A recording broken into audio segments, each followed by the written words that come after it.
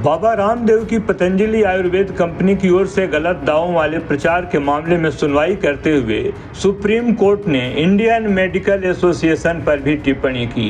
जी हां, Indian medical association, जिस पर सुप्रीम कोर्ट ने खरी टिप्पणी की है। अदालत ने एलोपैथी के डॉक्टरों का जिक्र करते हुए कहा कि आपके डॉक्टर भी महंगी और गैर जरूरी दवाओं का प्रचार करते हैं।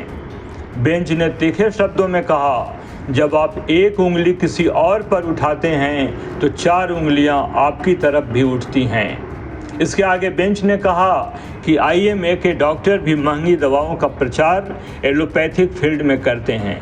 यदि ऐसा हो रहा है तो फिर आपसे सवाल क्यों न पूछे जाएं? सुप्रीम कोर्ट ने कहा कि यदि आप नैतिकता की बात करते हैं तो फिर आपको अपनी ओर भी देखने की ज़रूरत है। एलोपैथी के डॉक्टर भी मरीजों को महंगी दवाएं और गैर जरूरी दवाएं लिखते हैं, ऐसा क्यों होता है? अदालत ने कहा, IMA की ओर से भी अनैतिक तौर तरीके अपनाए जाने की शिकायत मिलती रही है।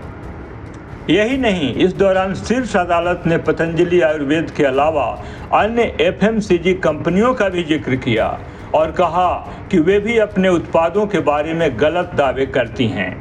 कोर्ट ने कहा कि ऐसे भी उत्पाद विज्ञापन में आते हैं जिनके इस्तेमाल से छोटे बच्चों, स्कूल जाने वाले बच्चों और वरिष्ठ नागरिकों तक पर बुरा असर पड़ता है।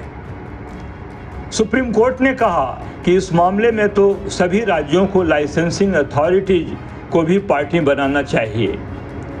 केस की सुनवाई के दौरान सुप्रीम कोर्ट ने केंद्र सरकार को भी तलब कर लिया और कहा कि आप रिपोर्ट सौंपें कि बीते 3 सालों में पैच।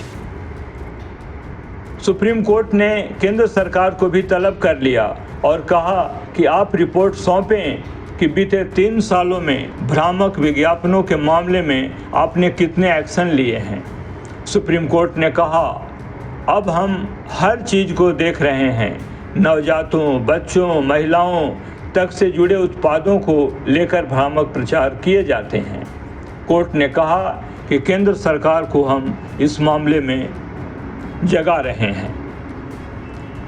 ज्ञात है, सुप्रीम कोर्ट ने पतंजलि केस में अन्य दवा निर्माताओं पर भी कड़ी प्रहार किए हैं और लगता है कि इससे दवाई कंपनियां जागेंगी और गलत प्रचार और गलत दवाइयों के इस्तेमाल और प्रिस्क्रिप्शंस पर काफ़ी रोक लगेगी।